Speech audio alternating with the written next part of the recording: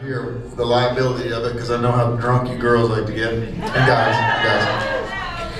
What do we have to do to get the Rent-A-Rita machine outside the fan club party? Get naked? That's a start. We'll have to look into that next year. How or what did you do to your knee? I saw that it was Band-Aids at the softball game. Well, that's a two-part story right there, folks. I've been working with a personal trainer, trying to lose a little weight that I gained last year in the dark fall of 2008. And Phil is actually working with the same trainer. And some days he's there, some days he's not. Depends on how much you drank the night before, whether he shows up. And anyway, I was taking a little break, getting a drink, and he had Phil running on one of the treadmills, and I was going to come over and finish the whole session running on the treadmill next to him.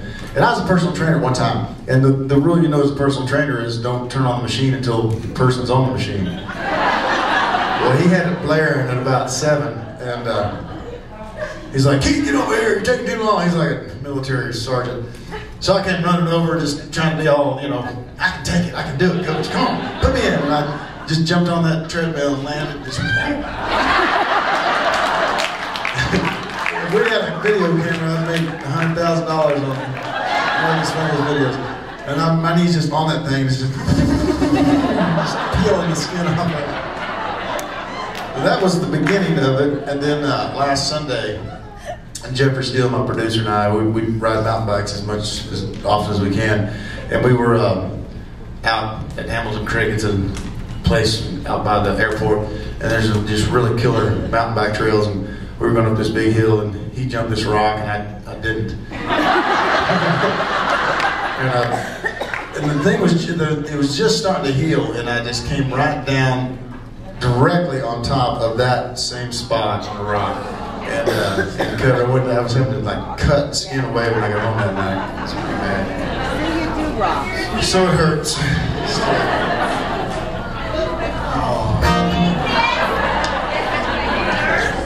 I mean, it really hurts.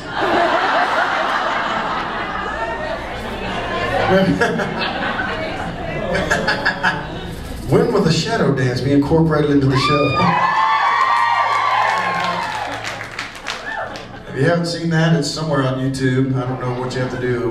We got a little crazy after we did it. It was actually a girls' night out show for a radio station in Albuquerque, and we finished the show in this club. It was a real cool club in this casino, and we did the show, and then went back to the back after the meet and greet. We're just changing and kind of settling in, and had a beer, and we're just ready to leave. And they said, "You can stay here. It's a club now. They've turned it into a different kind of club when you walk outside." And it couldn't have been more different from our little country acoustic setting of ladies' night out to, and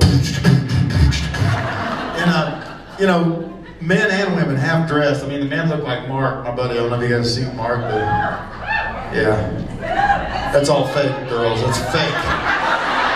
It's silicone implants. I can do that if I wanted. Anyway. They all look like that, all the women, they're all dancing, and it's a dance club. And over in the corner is the shadow box, and of course, when I saw that, I had to be a part of that. So, after about 3 more beers. And so we get over there, and if you listen close, I know we taped it too. I don't think I put my version up yet, have I? Oh, haven't. If you listen close, you can hear Phil in the background going, We're laughing, we're filming it. Somebody's filming it, you just hear Phil cackling.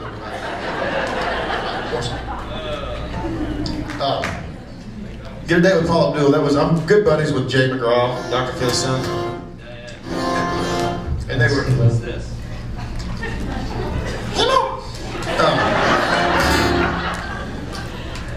And so they were putting together that Valentine's special. About the time I was part of the New Faces show of the CRS.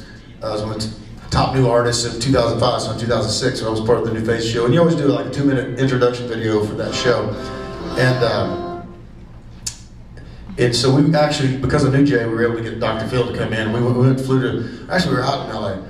And we went in front of the live studio audience. He was filming the Dr. Phil show. We did a fake interview with me, with a live audience, and we just had a blast, and it was real funny.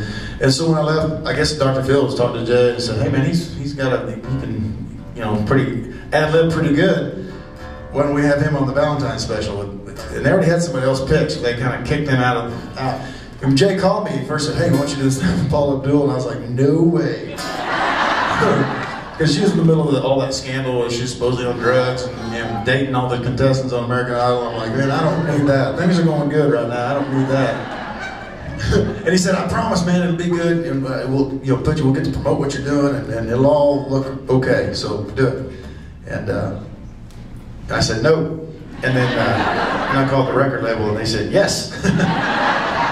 So I said, okay. And so it was fun, and to be honest, I wasn't, you know, with her more than a couple hours a day, but she was cool. She was seemed level-headed, didn't seem high or drunk, like everybody seemed to think she was all the time. And was really cute and fun, and rejected me in front of 80 million people on Dr. Phil special. I know, it hurts.